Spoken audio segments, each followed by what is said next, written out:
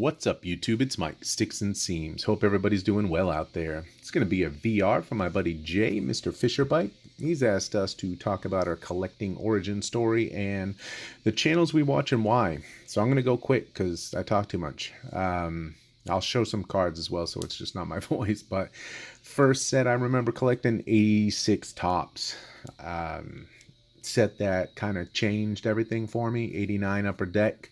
I remember release day, a bunch of friends going to the mall, couldn't ride with, gave them a couple bucks for the pack. They brought one home. I pulled this. So this is, release day Griffey. And I've subsequently gotten it autographed, but that's the card that kind of kicked it all off for me. Collecting a bit then through, I would say probably the mid 90s, but no straight kind of focus. I definitely had basketball, I had football cards. It was just all of it. So then I wake up one day and I'm good. I don't collect cards again until after college. So that's very similar to most of you. Unfortunate for me is that was the pinnacle of collecting Griffey, and it's harder to get them in retrospect. But I moved to Florida about 20 or so years ago after undergrad, and there was a card shop down the road, and lo and behold, that's where I meet Jay, Mr. Fisherbite. So we started hanging out in the shop, buying packs, talking cards, that type of thing. One good memory from that in 05, as I break my bloody Griffey bobblehead, huh? Yeah. So, in 05, Donruss made a product, Leather and Lumber. I bought the heck out of it. Pulled some pretty cool cards, but nothing as cool as this. One day I leave 4 packs. Owner opens, pulls the bloody bat barrel. So he felt bad, sold that to me. And I got it for a steal of a deal, so I can't complain there. Oh my lord, Griffey. I don't know what the heck's going on with this today. But, yeah. Alright, maybe I should stop touching cards over there. Getting packs, boxes, but nothing too crazy beyond that. And I shift out of the blue. I want more memorabilia. I met somebody that had a huge memorabilia collection. He wanted a little bit more cards, so I started going 1 for 1 there. And I built a collection I'm proud of, and then I ran out of room. So for those of you who've been in my man cave or man room, you tell me. I think I maximize as much space as possible, but who knows. And collecting the memorabilia heavy, lots of Griffey stuff. So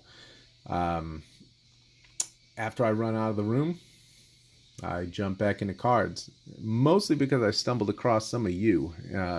Didn't know what YouTube was, never did Facebook, still don't, all that type of thing. But I started watching Card Breakers, or it was Cards Infinity, just doing box breaks, back then. And then I stumbled into Mike, baseball collector, and so on and so forth. So the first 2 cards I picked up getting back into cards off the memorabilia were the Tim Robbins, Nuke LaLoosh, and the Albert Pujols autographs here. That's from Mint, I believe. Glad I have them. They're cool cards, but definitely impulse buys back into it, and the rest is history again. So heavy player focus collecting early on. Lots of Ortiz cards, Miguel Cabrera, Griffey's every now and again, but some Nomars. Then I just pivot. I can't collect it all. I'm pretty much just Griffey now. Pick up some Nomars when I can, and I work on my 05 Ultimate Dual Signature set. It is fun kind of finding the cards that you couldn't get when you were a kid. Like, how am I not going to buy the most infamous card in sports card history here with the Billy Ripken 89 error? You remember these. 92 Fleer Ultra, the Gwen set. I had to buy the autograph to kind of finish that for me. And it's been real fun, joining this community and getting to see other people's collections and show off my stuff, because, my wife and daughter don't really care about it too much. But I find myself watching channels that are stuff I collect, or just people that are really kind of entertaining. I watched heavily the Essential Credentials when I was getting back into the 90s stuff, because they were just a wealth of knowledge for the rare inserts, things of that nature, obscure brands, good cards. Then I branched out. I met Lou Rock that way. Bart from Bart's Cards. All these people live real close to me, so it's kind of opened up a whole new avenue to card collecting.